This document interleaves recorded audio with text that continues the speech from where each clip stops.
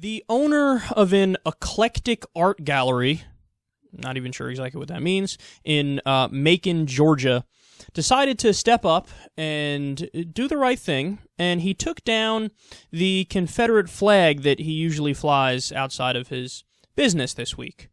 Okay. Well done. You're far, far too late, but credit where credit is due. But, of course there's a but. Now, you were probably thinking, well, I mean, he's an eclectic art gallery owner. So he's got to be some kind of a liberal guy, right? Who owns an art gallery?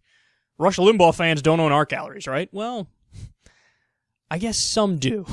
Because he took down his Confederate flag and he proceeded to replace it with a Nazi flag.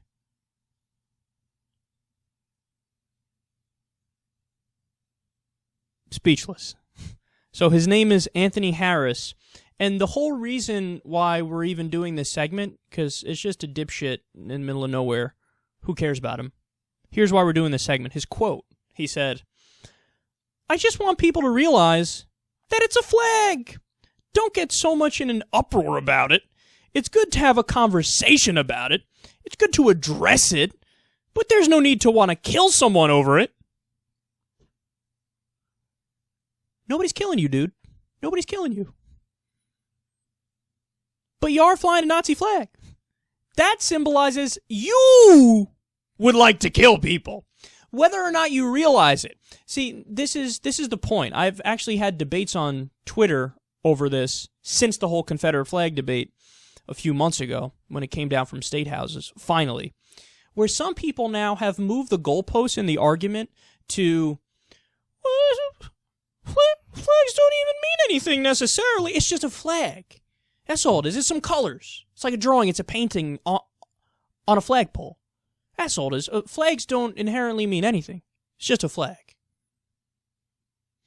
No, but they do mean something. Now, there was a time when the swastika was not just for Nazis.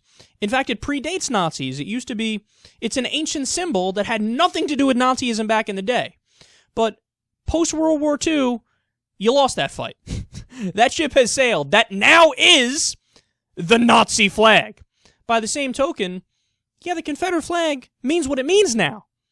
There's no, various interpretations. Heritage, not hate. But the heritage to do what? The whole point of the Confederacy was we are seceding because the North doesn't want us to keep our slaves. So let's secede and have a heritage of slave owning and overt, blatant, in-your-face racism. So saying heritage, not hate, it just doesn't make any sense. Because the heritage, by definition, is hate. It's like saying hate, not hate. So that doesn't add up. I'm just trying to get through to people. Now, understand, man, is there a broader conversation to be had here about symbols and what they mean? Yes. So are there areas where it is vital and necessary that we have multiple interpretations of different symbols? So, for example, if you take religions, whether it's Christianity, whether it's Islam, or any other religion, the symbols of those religions can be tied to brutal, vicious atrocities because those religions have been responsible for brutal, vicious atrocities over the years. No doubt about that. But religion is amorphous enough where all of us have to hope that the liberal interpretations of those religions win out, and there is a reformation that overtakes all the religions where they all basically want to act like secular humanists, even though they may call themselves a Christian or a Muslim or a Hindu or a Jew or whatever, right? So that's an area where I would argue we have to be more amorphous for the survival of humanity because you don't want fundamentalists in all the religions fucking up everything for everybody.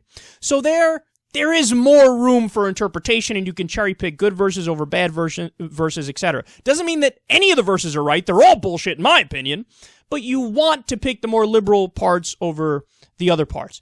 When it comes to the Nazi flag and the Confederate flag, doesn't represent multiple things. It's not like, well, Himmler was a bad guy to some people, but to others, Himmler wasn't terrible. I mean, he had a wife and kids. Am I right? Am I right? No. It's not just, hey, I'm flying a Nazi flag, but, and you think I'm a racist? You think I'm an anti-Semite? It's just a Nazi flag, bro. Why are you assuming shit? I'm not assuming anything. That is what it represents, period. End of discussion, end of conversation. And this guy goes on, by the way, to blame the media for shit. What are you blaming the media for what, dude?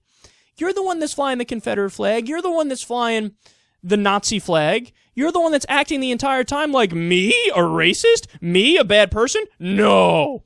No, they're not wrong for drawing logical conclusions based off of what you do. They're not wrong for saying 2 + 2 = 4. You're wrong for flying the shitty flags to begin with. So this is a point I want to get across to everybody, man. Some things are too far gone. You're not going to get that Nazi flag to mean something different. You're not going to get the Confederate flag to mean something different. It means what it means. It is extremism by definition. Let's acknowledge that and let's move forward and stop being a prick about it. Now, again, you're allowed to fly it because I believe in freedom of speech across the board and freedom of expression across the board. So I'm not saying the government should come in and force you to take it down. No, by all means, fly it away, fly it away. But just understand that people are going to be right and it is accurate to refer to you as a racist prick as a result of your actions.